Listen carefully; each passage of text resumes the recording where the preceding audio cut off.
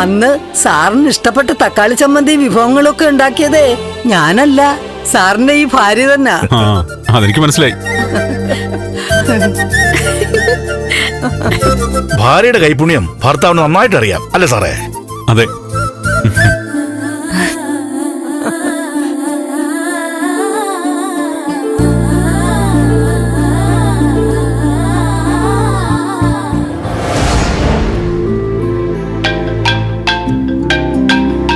മുരളിയേട്ട phone അടിക്കുന്നു.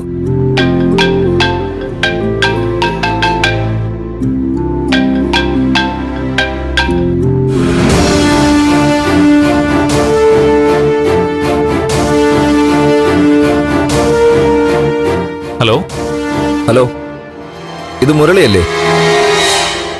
Photo അടിക്കുന്ന മുരളി, നന്ദന്റെ കൂട്ടുകാരൻ. അതെ അതെ, ഒരു അത്യാവശ്യ കാര്യം പറയാനായിട്ടാ വിളിച്ചേ. എന്താ? നന്ദൻ ഒരു ആക്സിഡന്റ് പറ്റി.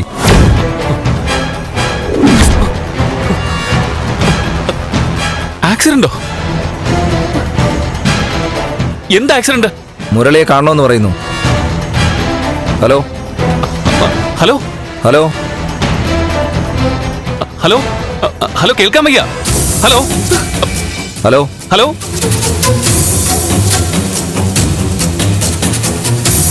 Hello hello. കട്ടായി. എന്താ മുരളിയേട്ട? ആരാണെന്നറിയില്ല. നന്ദൻ ഒരു അപകടം പറ്റിയെന്ന്. എന്റെ ഈശ്വര, എടാ നന്ദുമോൻ അപകടോ? നീ എന്താ ഈ പറയണത്? അതെ അമ്മേ, എന്നെ ഇപ്പൊ ഒരാൾ ഫോൺ വിളിച്ച് പറഞ്ഞതാ. വ്യക്തമായിട്ടൊന്നും പറഞ്ഞില്ല. നന്ദൻ എന്നെ കാണണമെന്ന് അയാളോട് പറഞ്ഞെന്ന്.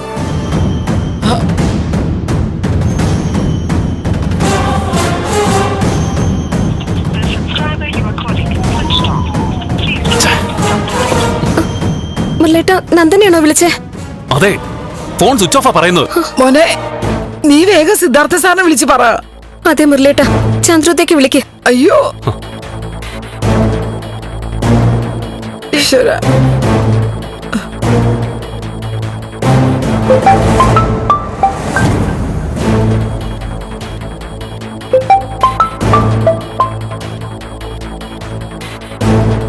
ഹലോ അങ്ങളെ, മുരളിയാ. ഞാനൊരു പ്രധാനപ്പെട്ട കാര്യം പറയാനാ വിളിച്ചത്. എന്താടാ? അത് നമ്മുടെ നന്ദൻ. വേണ്ട, നിർത്ത്. മുരളിക്ക് ഇത്ര തിരിച്ചറിവില്ലാതെ പോയല്ലോ. ഫോൺ കോളുകളെല്ലാം പോലീസ് നിരീക്ഷണത്തിലാ.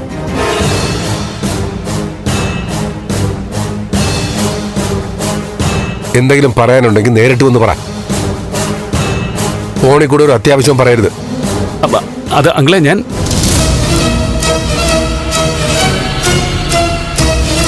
പറഞ്ഞത് മനസ്സിലായോ മുരളിക്ക്? എടാ, പോലീസ് നമ്മുടെ ഫോൺ കോളുകൾ മാത്രമല്ല, നമ്മളെ തന്നെ വാച്ച് ചെയ്തുകൊണ്ടിരിക്കുക.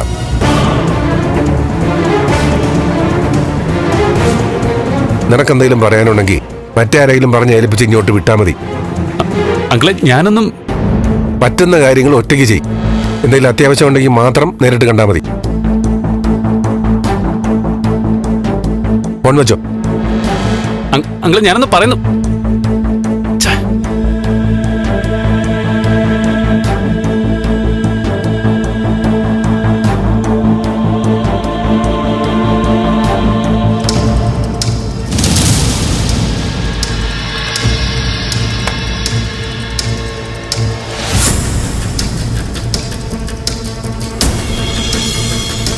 എന്താ?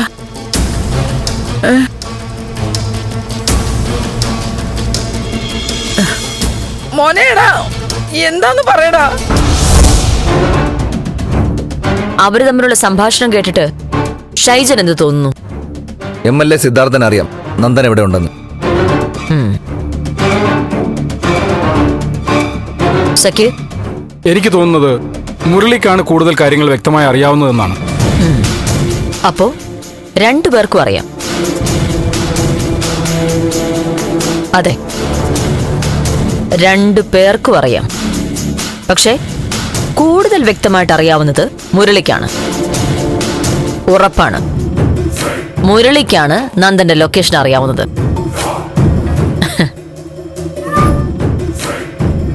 മുരളിയെ കഴിഞ്ഞ തവണ ചോദ്യം ചെയ്തപ്പോ എനിക്കൊരു കാര്യം മനസ്സിലായി. ആത്മാർത്ഥത കുറച്ച് കൂടുതലാണ് കൂട്ടുകാരന്റെ അടുത്ത്. Yes madam. അവന്റെ ഹിസ്റ്ററി അതാ. നന്ദന് വേണ്ടി ഏത് കാര്യത്തിനും അവൻ മരിച്ചു കൂടെ നിൽക്കും.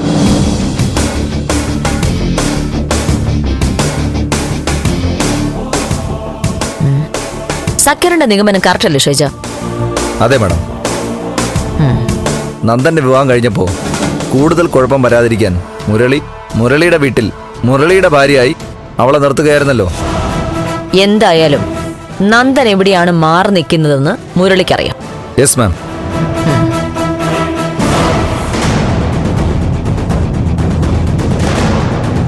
അപ്പോ മുരളിയെ നമുക്ക് വേണം. മുരളിയിലൂടെ നന്ദൻ എവിടെയാണെന്ന് അറിയുകയും വേണം. മുരളി വഴുതി പോകാതിരിക്കാൻ വല വിരിച്ചിട്ടുണ്ട് മാഡം. ഓപ്പറേഷൻ കൃത്യമായിരിക്കും. ഗുഡ്. അവൻ നമ്മുടെ വരയിൽ നിന്ന് പിടിവിട്ട് പോവരുത്. ഇല്ല മാഡം, അവനെ ഉറപ്പായി ഞങ്ങൾ പൊക്കിയിരിക്കും.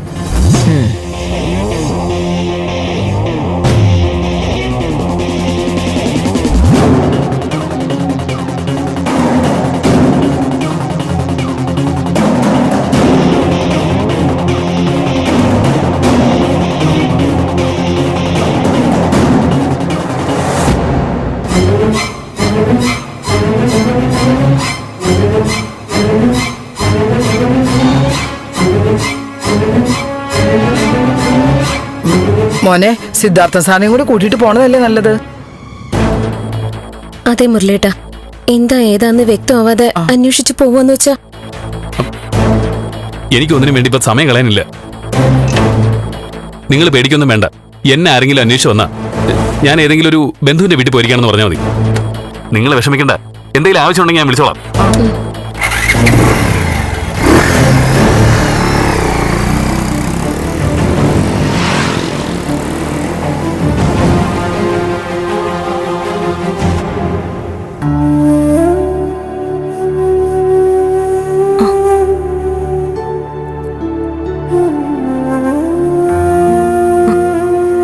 എന്താ മോളെ, നീ പിണങ്ങിയിരിക്കുന്ന നീലിയമ്മച്ചി പറഞ്ഞല്ലോ. പിണങ്ങിയതൊന്നുമല്ല, സങ്കടായിട്ടാ. എന്തിനാ സങ്കടം? നന്ദൻ ചേട്ടൻ വന്നല്ലോ. ഇനി ചേച്ചി തിരിച്ചു പോവൂലേ? അതിനാണോ സങ്കടം? അപ്പൊ ചേച്ചിക്ക് നന്ദുവിനെ കിട്ടണ്ടായിരുന്നാണോ മോള് പറയുന്നേ? അയ്യോ, അങ്ങനെയല്ല. ഇത്രയും സന്തോഷം കിട്ടിയ ദിവസങ്ങള് എന്റെ ജീവിതത്തിൽ വേറെ ഇല്ല. ഒരു മുറിയിൽ അടച്ചിട്ടിരുന്ന എന്നെ വെളിച്ചം കാണിച്ചത് ചേച്ചിയാ. ചേച്ചി കൂടെ ഇല്ലാതായ ഞാൻ പിന്നെ.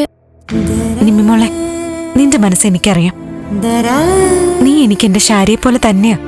എന്റെ സ്നേഹവും ഇഷ്ടവും എല്ലാം നിന്റെ കൂടെ ഉണ്ടാവും. എന്താ ഇവിടെ? ആ, നമ്മൾ തിരിച്ചു പോന്നെന്നും പറഞ്ഞ് നിമ്മി വിഷമിക്ക. നിമ്മി, നിന്റെ കാര്യങ്ങൾ ദേവി പറഞ്ഞു, എസ്തപ്പൻ ചേട്ടൻ പറഞ്ഞു എനിക്കറിയാം. ഞങ്ങൾ തിരിച്ചു പോയാലും ഇവിടുത്തെ കാര്യങ്ങൾ അന്വേഷിച്ചുകൊണ്ട് തന്നെ ഇരിക്കും. മാത്രമല്ല, നിമ്മിക്ക് എന്താവശ്യം വന്നാലും ഞങ്ങൾ വിളിക്കാം. അതുപോലെ ഞങ്ങൾക്ക് നിമ്മിയോട് സംസാരിക്കണമെന്ന് തോന്നുമ്പോൾ ഞങ്ങൾ നിമ്മിയെ വിളിക്കും. ഞാൻ മോളോട് പറഞ്ഞ കാര്യങ്ങളൊന്നും മറന്നു പോകരുത്. ദൈവം നല്ല ബുദ്ധി തന്ന് അനുഗ്രഹിച്ച കുട്ടിയാ മോള്. ആ ബുദ്ധി പഠിത്തത്തിലും കൊണ്ടുവരണം. വലിയൊരാളാവണം. ആളാകും, അത് ചേച്ചിക്ക് ഉറപ്പുണ്ട്. ഞങ്ങൾ അകപ്പെട്ടിരിക്കുന്ന അവസ്ഥ നിമ്മിക്കും അറിയാലോ. കേസിനി എങ്ങനെയൊക്കെയാ മുന്നോട്ട് പോകുന്നതെന്നറിയില്ല. അതുകൊണ്ട് തന്നെ ചില സാഹചര്യങ്ങളിൽ ഞങ്ങൾക്ക് വിളിക്കാൻ പറ്റിയില്ലെങ്കിൽ വിഷമിക്കരുത്. എനിക്കറിയാം, ചേട്ടനും ചേച്ചിക്കും ഒന്നും പറ്റില്ല. ഞാൻ അത്രയ്ക്കും പ്രാർത്ഥിക്കുന്നുണ്ട്. ഇനി എന്നും ഞാൻ നിങ്ങൾക്ക് വേണ്ടി പ്രാർത്ഥിച്ചിട്ടേ കിടന്നുറങ്ങുള്ളൂ. ചേച്ചിയും നന്ദേട്ടനും പറഞ്ഞൊക്കെ എന്റെ മനസ്സിലുണ്ടാവും. ഞാൻ പഠിക്കും, ഒരു ജോലിയൊക്കെ വാങ്ങും. എനിക്കറിയാം ചേച്ചി മറക്കില്ല എന്ന്. എന്നാലും പറയോ, എന്നെ മറന്നു പോവരുത്. ഒന്ന് പോവച്ചേ. നിന്നെ നിന്റെ അപ്പച്ചനെ ഒന്നും ഈ ജീവിതത്തിൽ ഞാൻ മറക്കില്ല. നീങ്ങ വന്നേ, പറയട്ടെ, വാ.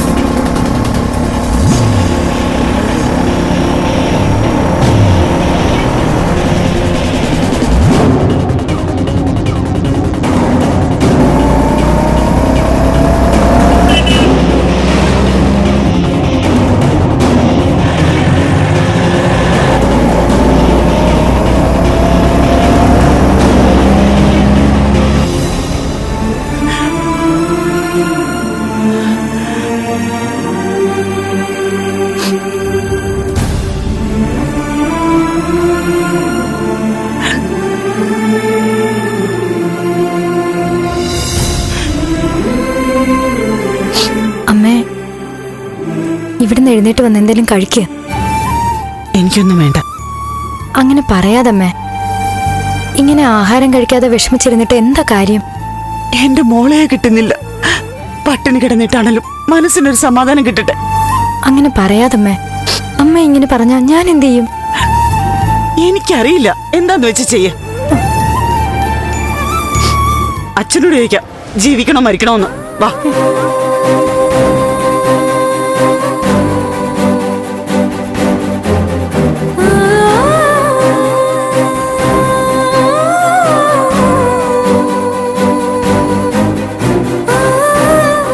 മാധവേട്ട, മതിയായി എനിക്ക്.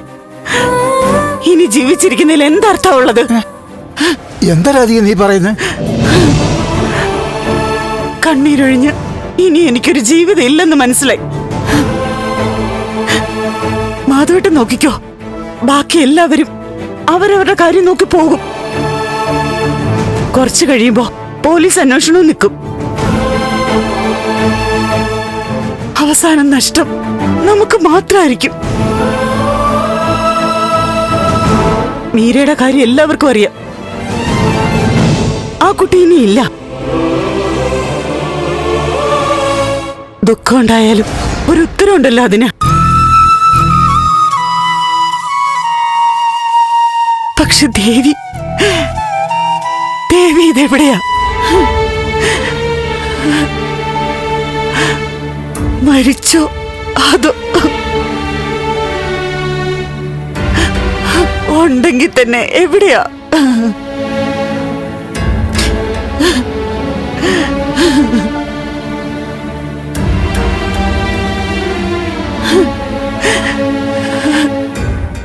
വരും എന്നുള്ള ആശയോടെ ആളിനെ കാത്തിരിക്കുക.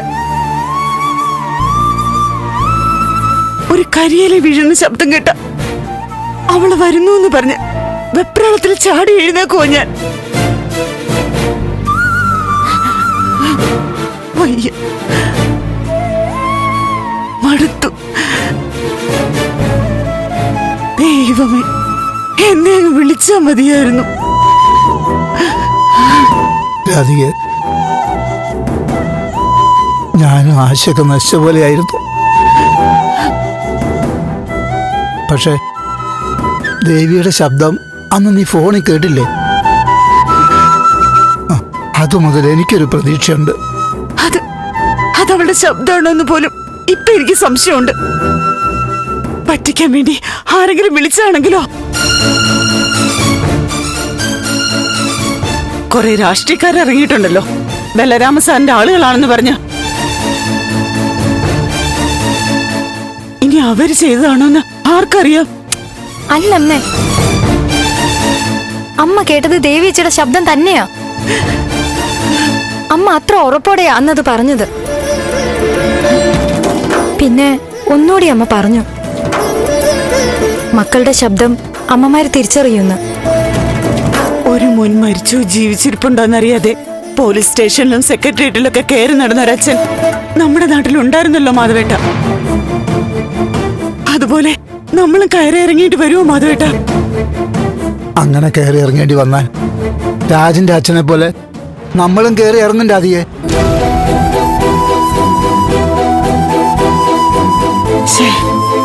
ദേവി വിളിച്ച നമ്പർ മുരളിയെ നന്ദനെ ഏൽപ്പിക്കാതെ പോലീസിനെ ഏൽപ്പിച്ചാൽ മതിയായിരുന്നു. രാധികെ, എന്തൊക്കെ സംഭവിച്ചാലും നന്ദമ്മ നമ്മുടെ കൂടെ ഉണ്ടാവും. നന്ദമ്മനെ ഒരിക്കലും നമ്മൾ സംശയിക്കുകയോ കുറ്റം പറയുകയോ ചെയ്യരുത്.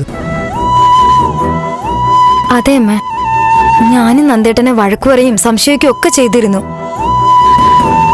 പക്ഷേ നന്ദേട്ടൻ ഒരിക്കലും നമ്മളെയും ദേവിയേച്ചയും കൈവിട്ട് കളയില്ല. എനിക്കൊന്നും അറിയാൻ വയ്യ.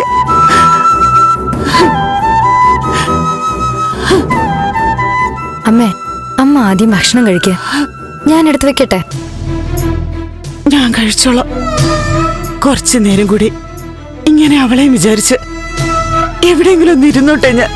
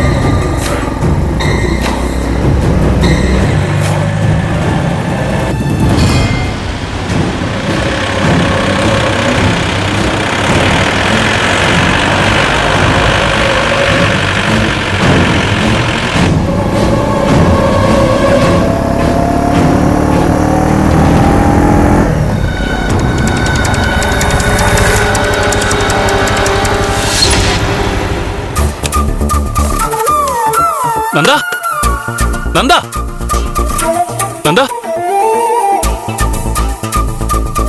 നന്ദ നന്ദ നന്ദ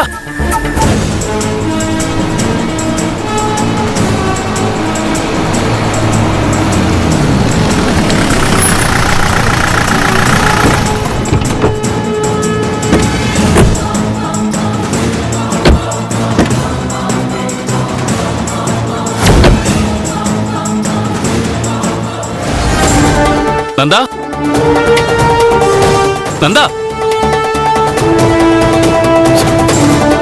നന്ദ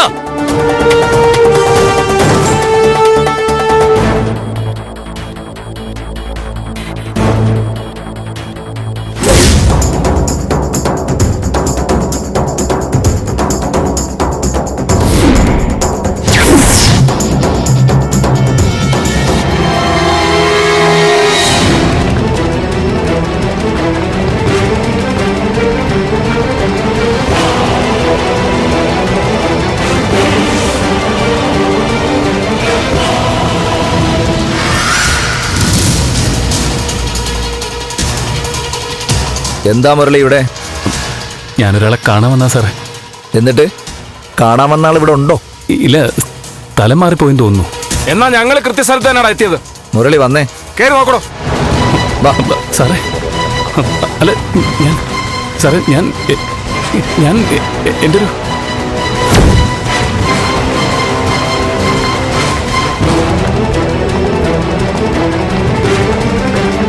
പെട്ടുപോയി അല്ലേ മുരളി? നന്ദനെയും കൊണ്ടേ ഞങ്ങൾ ഇവിടെ നിന്ന് പോവൂ. പുറത്തോട്ട് പോയി നോക്കണോ?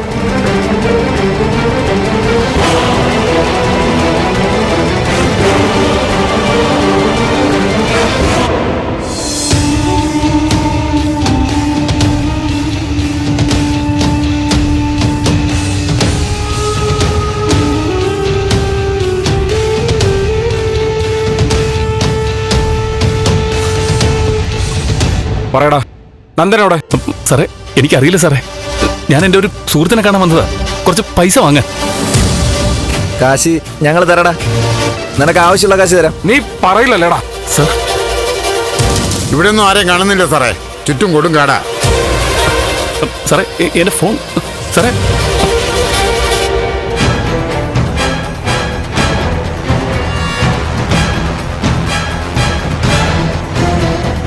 സാറേ, എന്താ ഇതൊക്കെ?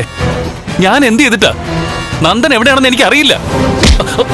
കൂട്ടുകാരന് ആക്സിഡന്റ് പറ്റിയെന്ന് പറഞ്ഞൊരു ഫോൺ വന്നപ്പോ നീ ഉടനെ ചാടി പുറപ്പെടണമെങ്കിൽ അത് അവൻ ഉള്ളിടത്തേക്ക് തന്നെ ആയിരിക്കും, അല്ലേടാ? ഇന്നത്തോടെ നിന്റെ കൂട്ടാന്റെ ഒളിച്ചുകളി തീരുവാടാ. സാർ, ഞാൻ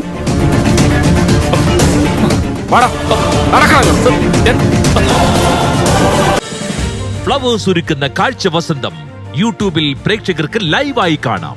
ഫ്ലവേഴ്സ് കോമഡിയിൽ ജോയിൻ ചെയ്യൂ, ആസ്വദിക്കൂ.